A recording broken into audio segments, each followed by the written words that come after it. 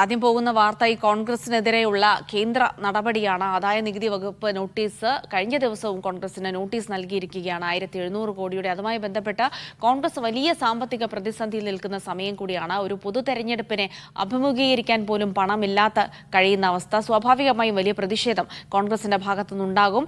ഈ ആദായ നികുതി വകുപ്പ് നടപടിക്കെതിരെ ഇന്ന് സംസ്ഥാനത്ത് KPCCയുടെ നേതൃത്വത്തിൽ പ്രതിഷേധ ധർണ നടത്താനൊരുങ്ങുകയാണ്. ആദായ നികുതി വകുപ്പിന്റെ തിരുവനന്തപുരം, കൊച്ചി, കോഴിക്കോട് ഓഫീസുകളുടെ മുന്നിലാണ് കോൺഗ്രസ് ധർണ സംഘടിപ്പിക്കുക. തിരുവനന്തപുരം കവടിയാർ ആദായ നികുതി വകുപ്പ് ഓഫീസിന് മുന്നിലുള്ള ധർണ KPCC acting president MM Hassan ഉദ്ഘാടനം ചെയ്യും.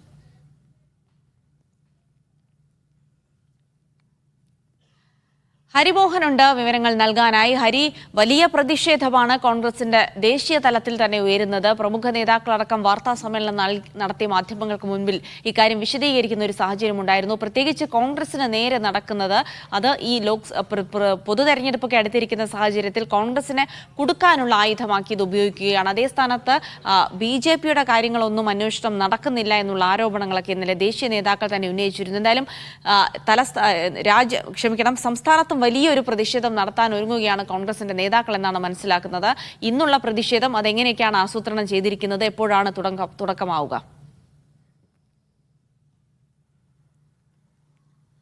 ജിൽസി, കോൺഗ്രസിനെ സംബന്ധിച്ച് വീണ് കിട്ടിയൊരു വടിയാണ് ഈ പറയുന്ന നടപടികളൊക്കെ എങ്കിൽ പോലും കോൺഗ്രസ് വളരെയധികം പ്രതിസന്ധിയിലാണ് എന്ന് നേതാക്കൾ തന്നെ സമ്മതിക്കുന്നുണ്ട്. കാരണം ആദ്യഘട്ടത്തിൽ ഈ ബാങ്ക് അക്കൗണ്ടുകൾ ഫ്രീസ് ചെയ്തിട്ടായിരുന്നു കേന്ദ്ര സർക്കാർ കോൺഗ്രസിനെ പ്രതിസന്ധിയിലാക്കിയത്.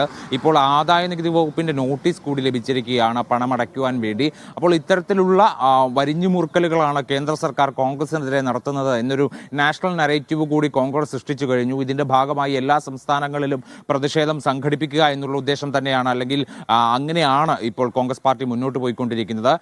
ഇന്നിപ്പോൾ സംസ്ഥാനത്ത് പ്രതിഷേധം നടക്കുന്നുണ്ട്. നാളെയാണ് രാജ്യവ്യാപകമായിട്ടൊരു വലിയ പ്രതിഷേധത്തിലേക്ക് കെജ്രിവാളിന്റെ അറസ്റ്റുമായി ബന്ധപ്പെട്ടൊക്കെ പോകാൻ പോകുന്നത്.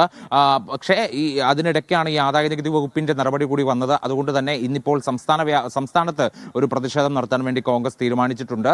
അതിൽ തിരുവനന്തപുരം, കോഴിക്കോട്, കൊച്ചി മൂന്ന് ജില്ലകളിലാണ് ഇന്നിപ്പോൾ പ്രതിഷേധ ധർണ നടക്കുക. അതായത് ആദായ നികുതി വകുപ്പിന്റെ ഓഫീസുകളുണ്ട് ഈ തിരുവനന്തപുരം, കൊച്ചി, കോഴിക്കോട് മേഖലകളിൽ. അപ്പോൾ ഈ ഓഫീസുകൾക്ക് മുന്നിൽ ഒരു പ്രതിഷേധ ധർണ സംഘടിപ്പിക്കുക എന്നതാണ് ഇപ്പോൾ നിലവിൽ കോൺഗ്രസ് ഉദ്ദേശിക്കുന്നത്.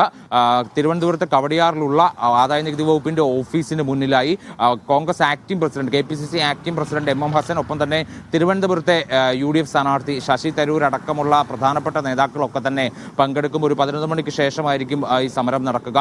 മറ്റ് കോഴിക്കോട്, കൊച്ചി സ്ഥലങ്ങളിൽ കൂടി ഈ വിവിധ ആദായ നികുതി വകുപ്പിന്റെ ഓഫീസുകൾക്ക് മുന്നിലാണ് പ്രതിഷേധം സംഘടിപ്പിക്കുക.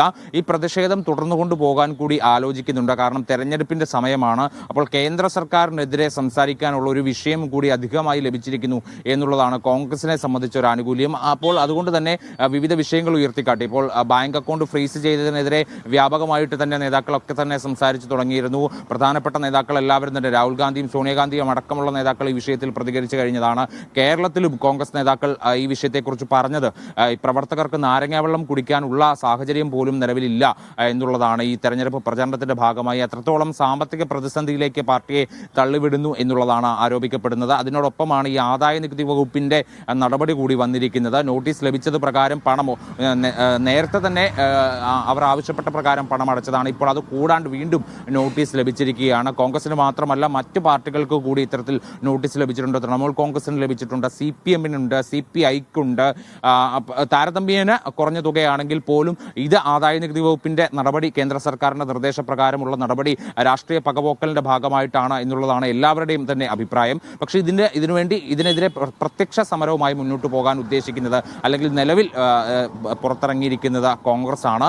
അതുകൊണ്ട് തന്നെ കേന്ദ്ര സർക്കാരിനെതിരെ ഏതു വിധത്തിലും ഇത്തരത്തിൽ സമരങ്ങളുമായി മുന്നോട്ട് പോവുക, രാഷ്ട്രീയമായി തന്നെ അതിനെ ഉപയോഗിക്കുക എന്ന ലക്ഷ്യമാണ് നിലവിൽ കോൺഗ്രസിനെ സംബന്ധിച്ചുള്ളത്. സംസ്ഥാനത്തുടനീളം ഈ കേന്ദ്രത്തിനെതിരായിട്ടുള്ള ഒരു വികാരം ഈ ഇടതുമുന്നണിയുടെ ഭാഗത്തു നിന്ന്, പ്രത്യേകിച്ച് മുഖ്യമന്ത്രി നേരിട്ട് തന്നെ പല വേദികളിലും ഇപ്പോൾ കഴിഞ്ഞ ദിവസങ്ങളിലൊക്കെ നടന്നിട്ടുള്ള CAA പ്രതിഷേധ റാലികളിലൊക്കെ തന്നെ കേന്ദ്ര സർക്കാരിനെതിരെ നിരന്തരം സംസാരിക്കുന്നു.